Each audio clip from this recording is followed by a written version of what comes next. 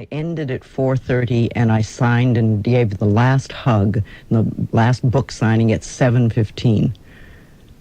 Good God. Good God is right. There was so much love in that room. What were they looking for there, the people? I mean, obviously I there's think a small to know proportion more. there out of curiosity, but a lot more A small besides not. proportion, but most of them knew my work and they just wanted to know more and to see the person who perhaps, I've done a lot of tapes and they've been listening to my voice. Many people go to sleep with me at night on a tape recorder. So they wanted to see who I was. And Maybe that's what Harvey Wasserman was talking about.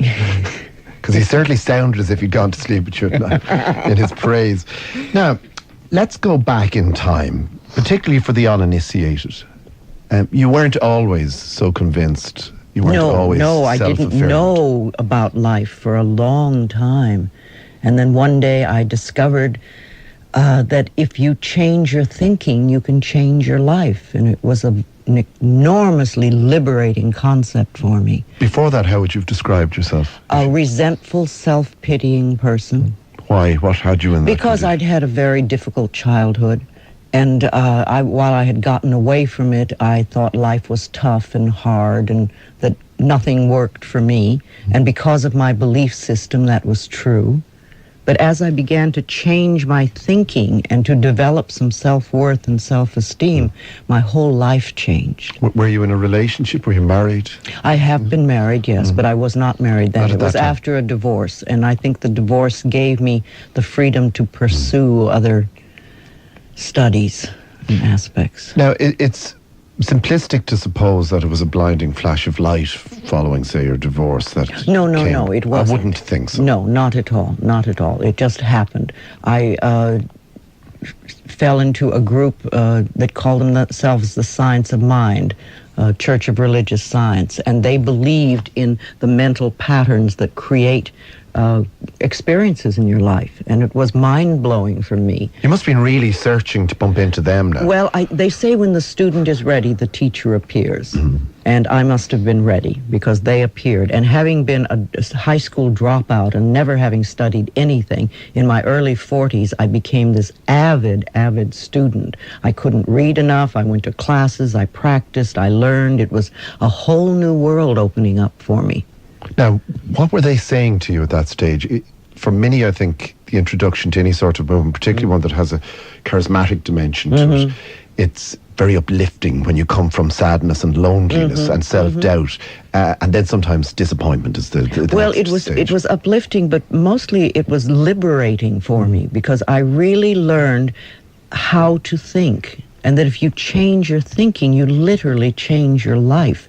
And that's what I've been teaching ever since, is just how to change your thinking. And I have discovered a long time ago that most people have a lot of self-hatred, and we have very lack of self-worth and self-esteem.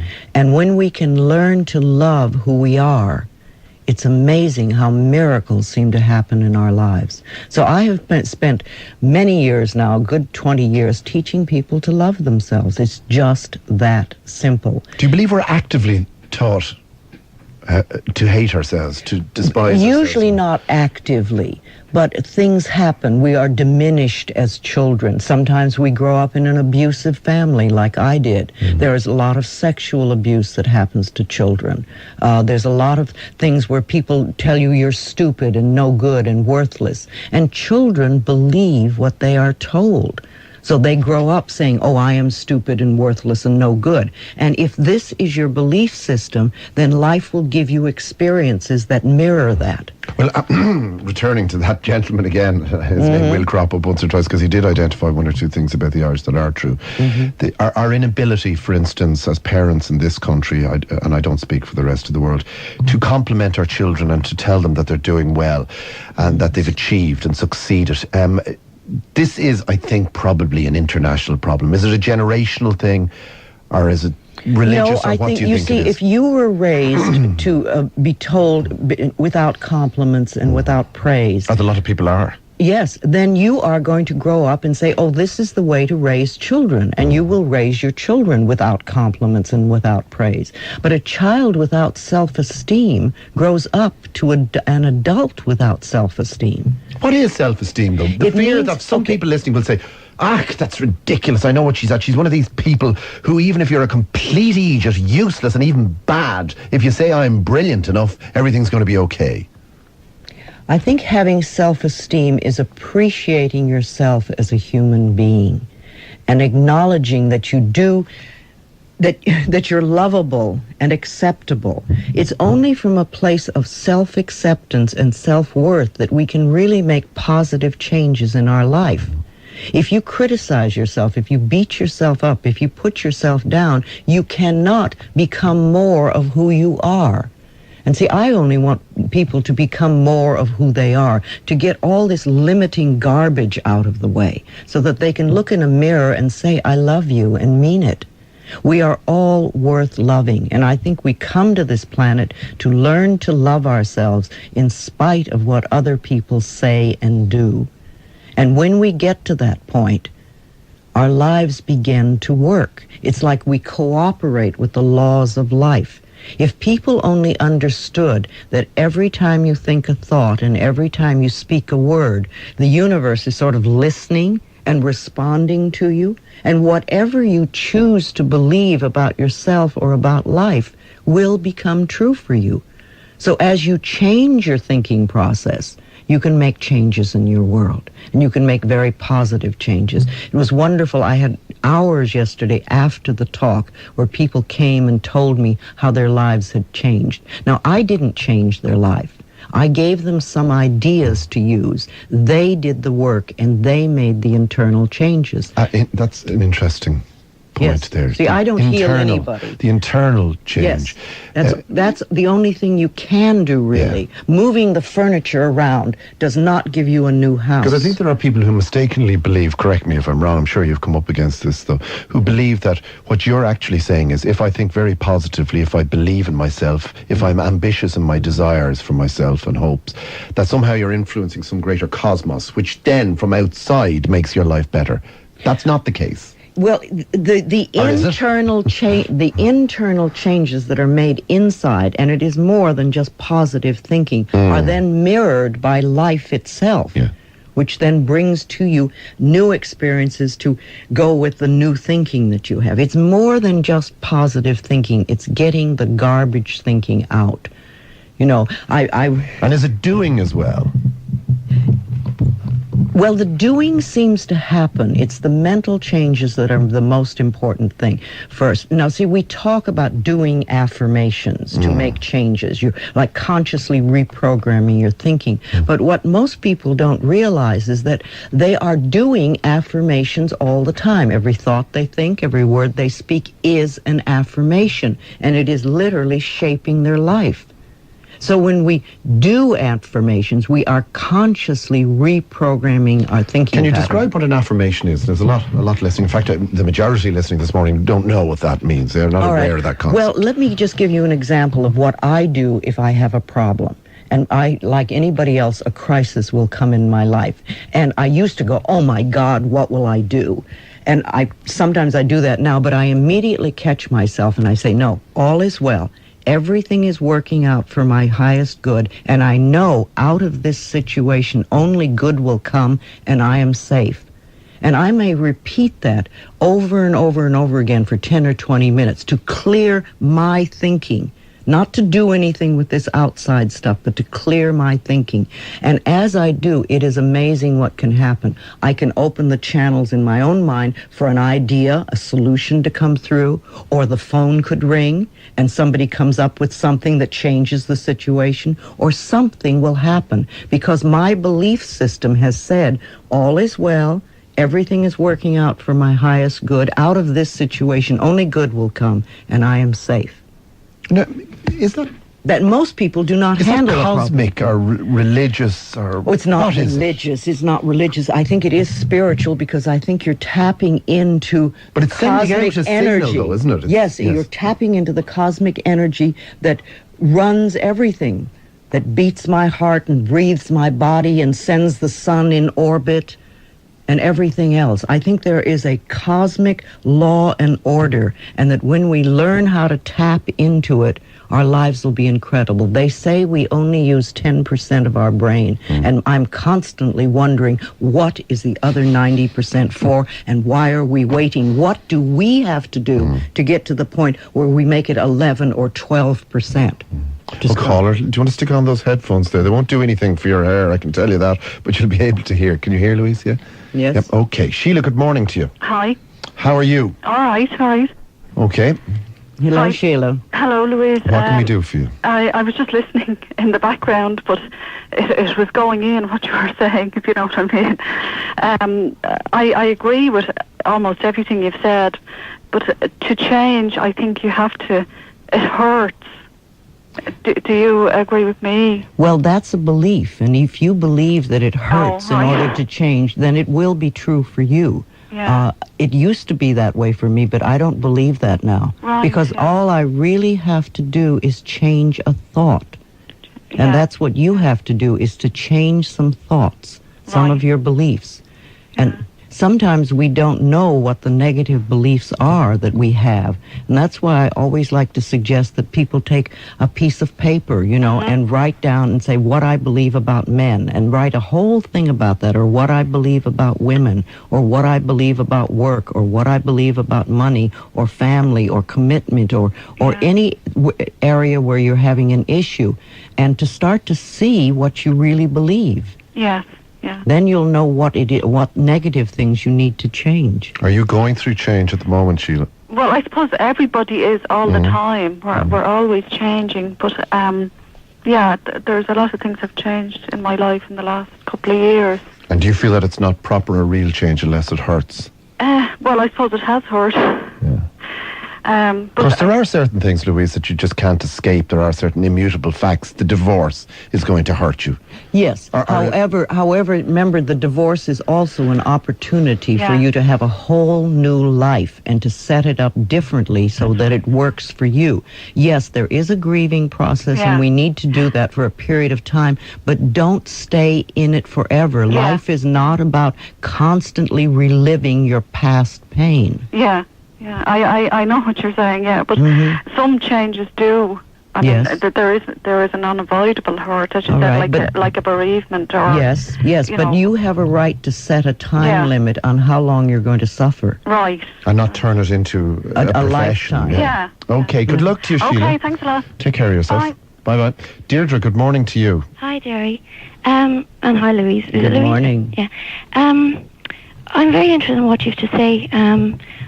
I've never read any books on positive thinking or anything. My mum is big into it, and she's tried to get me into it. But Well, maybe it's time. yeah, but I mean, never before have. I have a lot to.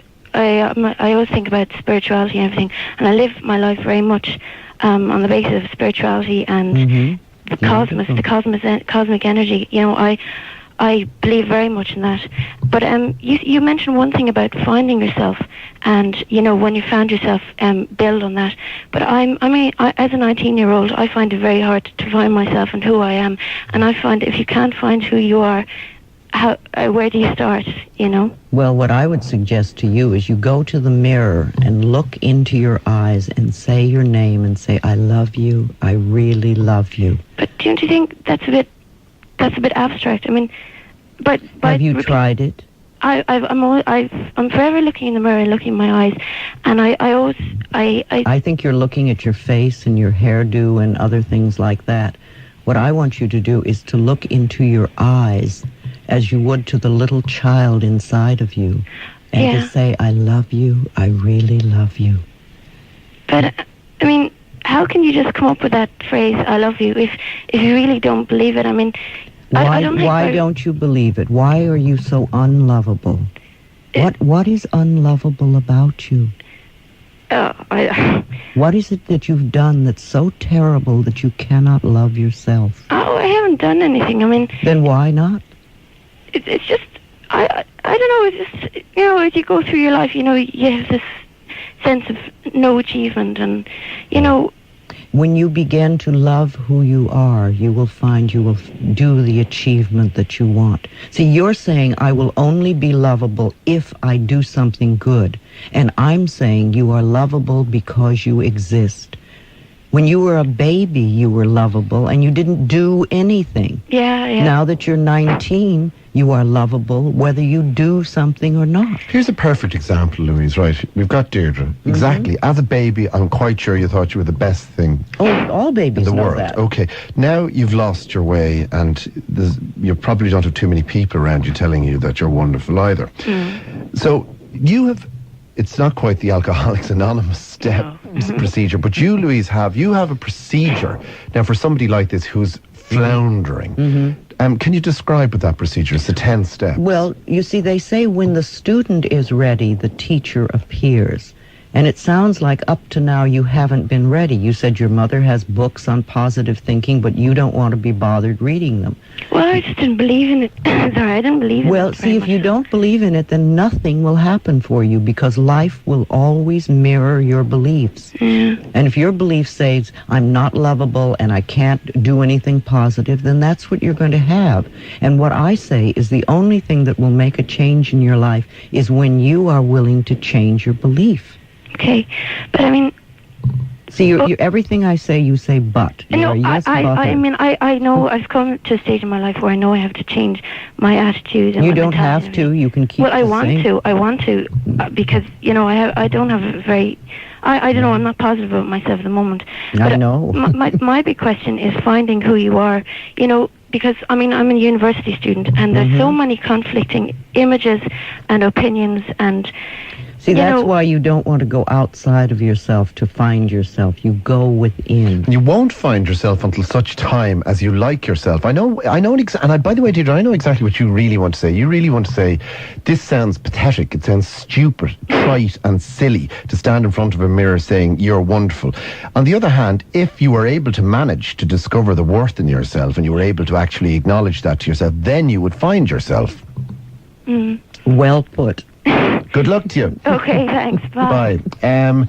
Let me just... We'll come back to you, Kim, in a while, okay? Kim, will you hang on? Sure. Okay. I just...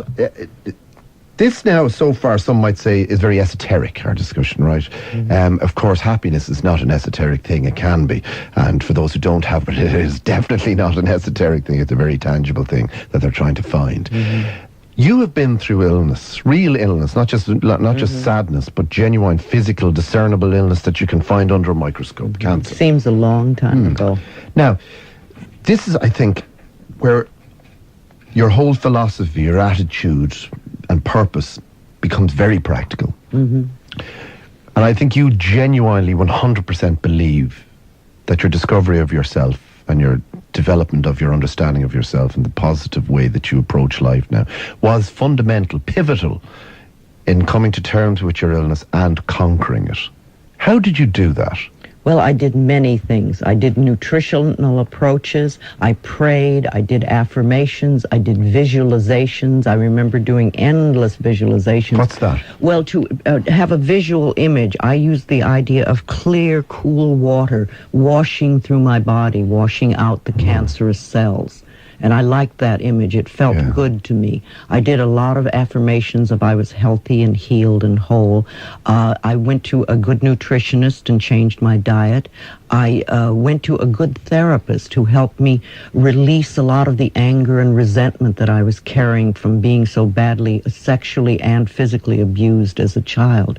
And I think one of the most important things in my healing process was when I learned how to forgive. I expanded my understanding and I began to forgive. Who were you forgiving? Yourself? Well, no, actually my parents, particularly my stepfather, who was so very abusive. And do you connect the abuse with the illness, do you? Yes, I do. Because by that time I had already been working with mental patterns and diseases, and I know that deep-held resentment that we've had for a long, long time can literally help to eat away at the body. So I knew I was carrying resentment patterns, and I knew they had to be cleared. And as I began to investigate his childhood, I realized that he had also been very badly abused as a child. In fact, his twin brother was so traumatized by it that he went into a mental institution and never came out. So this did not forgive my stepfather, it did not condone the behavior, but it gave me some understanding on how he could have gone from a perfect little baby to a person who would treat me like that. And as my understanding developed, I began to forgive. And I think that had was a tremendous part of my healing process. Were the physicians surprised, were they? Well, I moved away from the physician and decided to do the alternative course myself. And I examined everything I could find on alternative or complementary ways to handle cancer. And when I was through, when I found that I no longer had cancer, I went to the physicians to have it absolutely confirmed. But I was not there to sell them on the idea. I just wanted them to confirm medically what I knew was true.